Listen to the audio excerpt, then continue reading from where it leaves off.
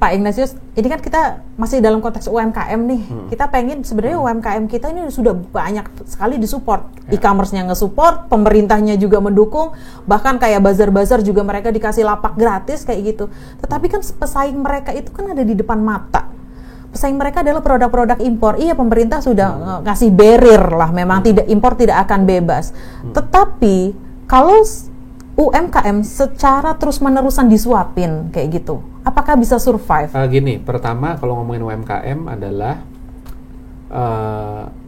framing e-commerce di mata UMKM itu harus dirubah. Selama ini selalu dibilang framingnya itu seolah-olah bahwa e-commerce ini tuh obat dewanya UMKM lah. Wah, sekarang ada e-commerce, ayo UMKM bisa tumbuh gitu ya. Benar, bisa tumbuh. Tapi bisa mati nggak? Bisa juga. Kenapa? Karena e-commerce itu pada dasarnya hanya market access, ya. Dia membuka akses yang sebesar-besarnya. Saya selalu pakai analogi ini nih. Jadi analoginya adalah kalau saya jualan batik, batik Pak Untung. Saya tinggal di Makassar misalnya. Saya tinggal di Makassar jualan offline batik Pak Untung. Terus abis itu dilihat, wah si Pak Untung dari mana? Dari Jakarta. Tapi karena nggak ada toko batik di Makassar, batik Jawa ya. Karena nggak ada toko batik lain di Makassar, oh orang Makassar belinya di sini. Suatu saat e-commerce masuk, ayo nih ada e-commerce masuk gitu ya. Terus saya melihatnya adalah, wah opportunity. Kenapa? Saya bisa jualan bukan cuma ke orang Makassar, tapi ke orang Manado, orang Papua, orang Sumatera, tempat-tempat di mana itu bukan rajanya batik. Kalau ke Jawa ngapain? Ada rajanya, ya kan? Nah, yang dilihat kan cuma sebatas itu, framingnya cuma sebatas itu. Yang selalu out of frame adalah bahwa si Pak Untung lain atau Pak Slamet pedagang batik di Pekalongan sekarang juga bisa nyasar market saya di Makassar, di Manado dan lain sebagainya. Itu yang harus dilihat. Artinya bahwa untuk bisa bersaing kita nggak boleh melemparkan tanggung jawab hanya ke satu pihak. Dalam kasus ini adalah pihaknya adalah akses pasar, marketplace. Tapi kualitas barang harus diperbaiki. Itu dong. Kalau kualitas barang nggak diperbaiki, e-commerce ini justru bisa jadi pembunuh karena persaingannya akan terbuka. Yang pasar bebas ya. Pasar bebas. Kalau tadinya tertutup, kita bisa jadi raja kecil di satu area yang karena konsumen kita nggak punya akses ke rajanya gitu kan. Jadi kita raja kecil lah.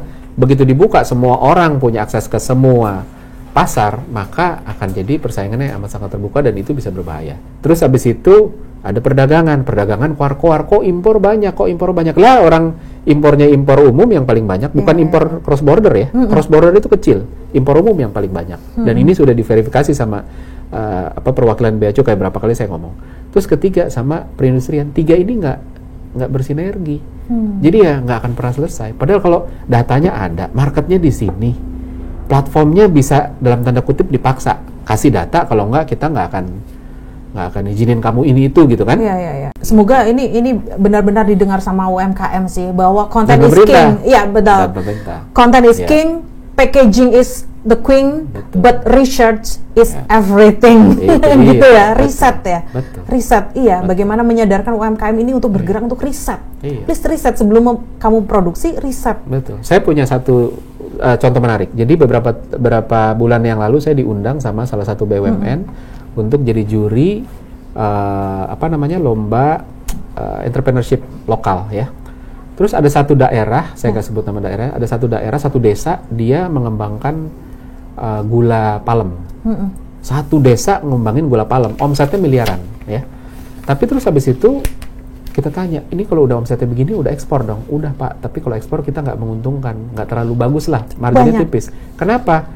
Ya karena standar produksi kita nggak bagus, masih manual, pakai tangan, saringan yang tidak higienis, sehingga begitu mau keluar dilihat mikroskop itu masih banyak mikroplastik.